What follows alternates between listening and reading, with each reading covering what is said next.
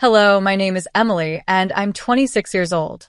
This is the story of how I found peace and freedom, even when it meant leaving behind the family I thought would always love me. It all began a year ago when my fiancé, Adam, gave me the most incredible surprise, a brand new apartment. He had been saving for years, wanting to give me a place we could call home after we got married. It wasn't a grand penthouse or anything flashy, but it was ours, a cozy two-bedroom apartment on the edge of the city, perfect for starting our life together.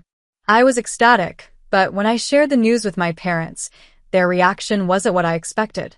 Instead of celebrating with me, their faces turned sour. "Emily, you don't need an apartment," my mother said sternly. "You should be living with us. What if something happens and you need family support?" My father chimed in. "Besides, it's irresponsible. Give us the apartment keys. We'll take care of it and decide what's best."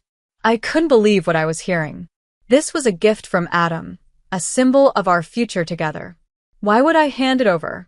"Mom, Dad," I said, trying to stay calm, "this apartment is mine. Adam gave it to me as a gift. It's for our future. I'm not handing over the keys." Their expressions darkened. My mother snapped, "Emily, don't be foolish. You owe us for everything we've done for you. If you don't give us the apartment, don't bother calling us your parents anymore." I was heartbroken. These were the people who had raised me, who were supposed to love me unconditionally. Yet here they were, threatening to cut ties over an apartment. But they didn't know something. I had already made a decision. Adam and I had agreed to sell the apartment, not because of my parents' demands, but because we wanted to move closer to his work and start fresh in a new city after the wedding. The sale had gone through just days before, and I hadn't told anyone yet. That evening, I quietly packed my belongings. I wasn't just leaving the apartment. I was leaving my parents' manipulative control behind. I wrote them a note explaining my decision and left it on the kitchen counter. The next morning, I closed the apartment door for the last time and stepped into Adam's car, where he was waiting with a reassuring smile. "Are you ready?" he asked. I nodded.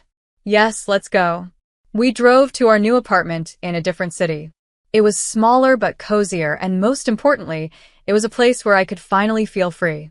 A week later, Adam and I had a simple, beautiful wedding surrounded by the few friends and family members who truly supported us.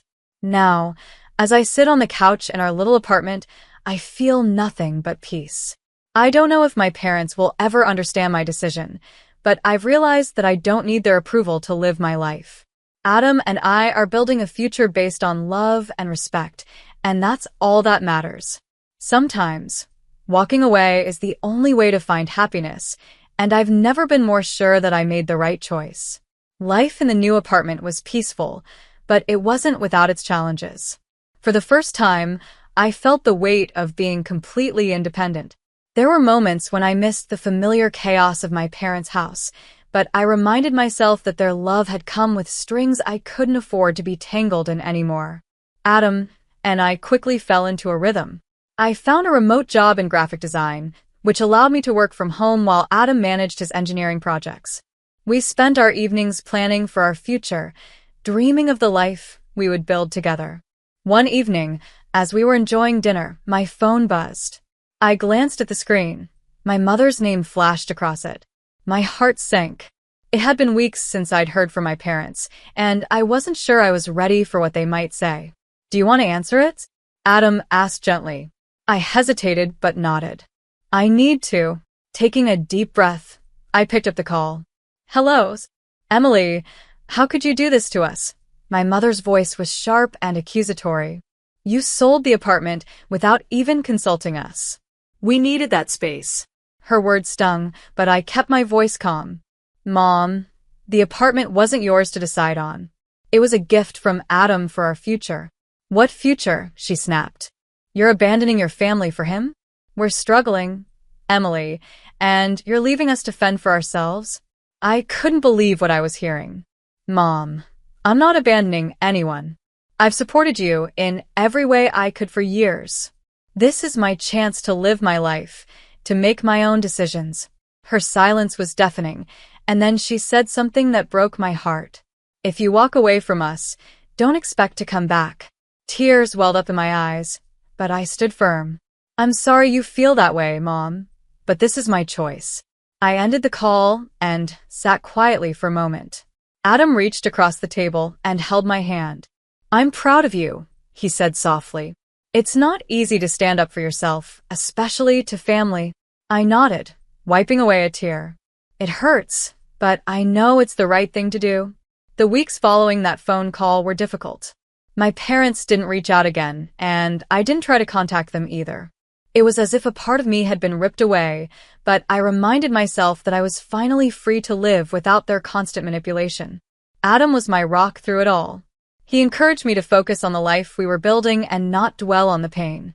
Together, we explored our new city, discovering parks, cozy cafes, and hidden gems that made it feel more like home. Slowly but surely, the ache in my heart began to ease. One day, as I was organizing our small apartment, I came across an old photo album. Inside were pictures from my childhood, birthday parties, family vacations, and holiday dinners. As I flipped through the pages, I felt a mix of emotions: nostalgia, sadness, and even a little anger. I couldn't help but wonder if I would ever have a relationship with my parents again. Would they ever see me as more than a means to an end? In that moment, I decided to focus on the people who valued me for who I was, not what I could give them. Not long after, Adam surprised me with tickets to a weekend getaway. You've been through so much, he said, grinning. You deserve a break. We spent those days by the beach, walking along the shore, talking about our dreams, and enjoying the simple pleasure of being together. During that trip, I realized just how lucky I was to have Adam in my life. He loved me unconditionally and always had my best interests at heart. When we returned home, I felt more at peace than I had in months. I threw myself into my work and even started a small side business creating digital art. For the first time, I felt like I was truly thriving. One evening, while Adam and I were cooking dinner together, I got an unexpected call. This time, it wasn't from my parents, it was my aunt, someone I hadn't spoken to in years. Emily, I heard about what happened, she said, her voice kind and understanding. I just want you to know that not everyone in the family agrees with how your parents treated you. You have my support, and if you ever need anything, I'm here. Her words were a balm to my soul. They reminded me that family isn't always defined by blood. It's about the people who stand by you, no matter what. My aunt's call marked a turning point in my journey. It reminded me that I wasn't completely alone in the world, and that there were people who valued and cared for me. Her support gave me the courage to truly move forward without the shadow of guilt hanging over me. A few months later, Adam and I were celebrating our 6-month anniversary. We had a quiet dinner at home, reminiscing about how far we had come. Life was peaceful, and for the first time, I felt completely content. But life has a way of throwing surprises when you least expect them. One evening, while I was working on a new design project, there was a knock at the door. Adam opened it, and to my utter shock, it was my parents. Emily, my mother began, her voice softer than I had ever heard it. We wanted to talk to you. I froze. Part of me wanted to slam the door, but another part of me was curious. What could they possibly want now? Adam gave me a questioning look, and I nodded. Let's hear what they have to say. We all sat in the living room, the tension so thick you could cut it with a knife. My father cleared his throat, looking uncomfortable. Emily, we've had some time to think. What we did was wrong, and we're sorry.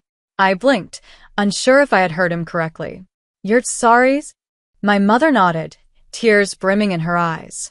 We've realized how much we hurt you. We miss you, Emily. Can we try to make things right? Their words caught me off guard, but I didn't feel the relief I thought I might. Instead, I felt cautious, even skeptical. It's not that simple, I said. You try to take something that didn't belong to you. You made me feel like I wasn't enough unless I gave you everything I had. My mother sobbed quietly, and my father looked down at his hands. We know, he said, and we hate ourselves for it. We just want a chance to prove that we can do better.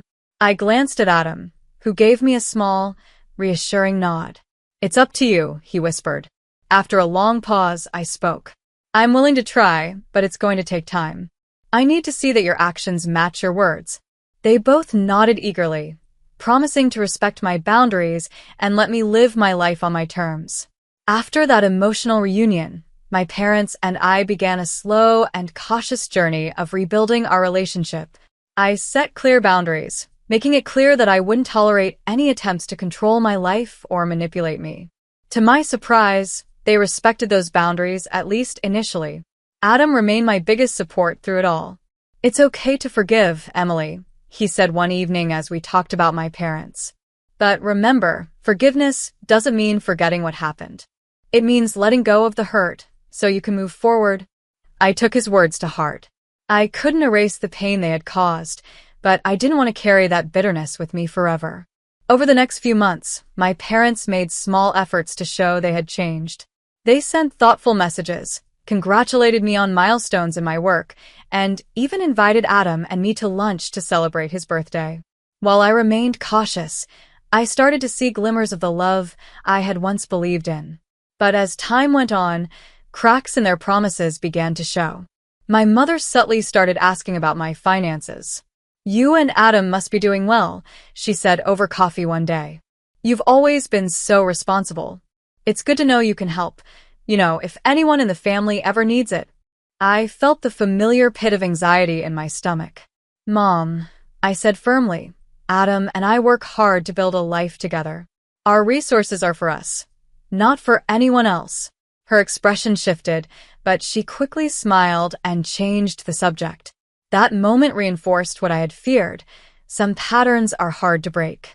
When I shared this with Adam later, he wasn't surprised. "People don't change overnight," he said. "What matters is how you choose to handle it." It wasn't long before the final test of their sincerity came. My father called one evening, his voice hesitant. "Emily, I hate to ask, but we're in a bit of financial trouble. Could you help us out? Just a loan. We'll pay you back." I felt a mix of anger and sadness. "Dad," I replied calmly, "I'm sorry you're struggling, but I can't give you money. I hope you understand."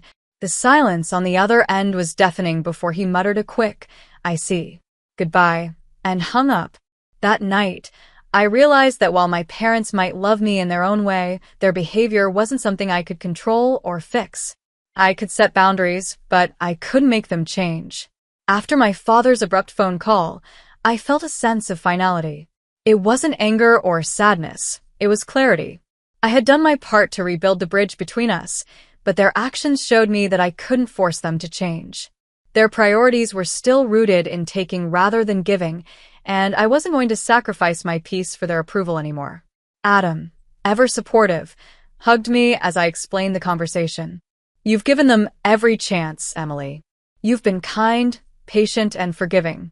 If they can't respect you for who you are, then that's on them." His words resonated deeply. For so long, I had carried the guilt of not living up to my parents' expectations, but now I realized that I wasn't the problem. They were. Life went on, and I focused on my work, my relationship with Adam, and the small circle of people who truly cared for me. My aunt continued to check in, often reminding me of my worth.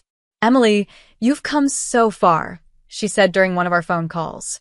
"Don't let anyone dim the light you've worked so hard to build." Months later, Adam and I celebrated our first wedding anniversary. We hosted a small dinner party at our apartment, inviting close friends and family. My parents weren't there, but I didn't feel their absence as sharply as I once had. The room was filled with laughter, love, and the people who truly mattered. During the party, Adam surprised me with a heartfelt gift, a photo album he had created, filled with pictures from our first year of marriage. As I flipped through the pages, I was overwhelmed with gratitude.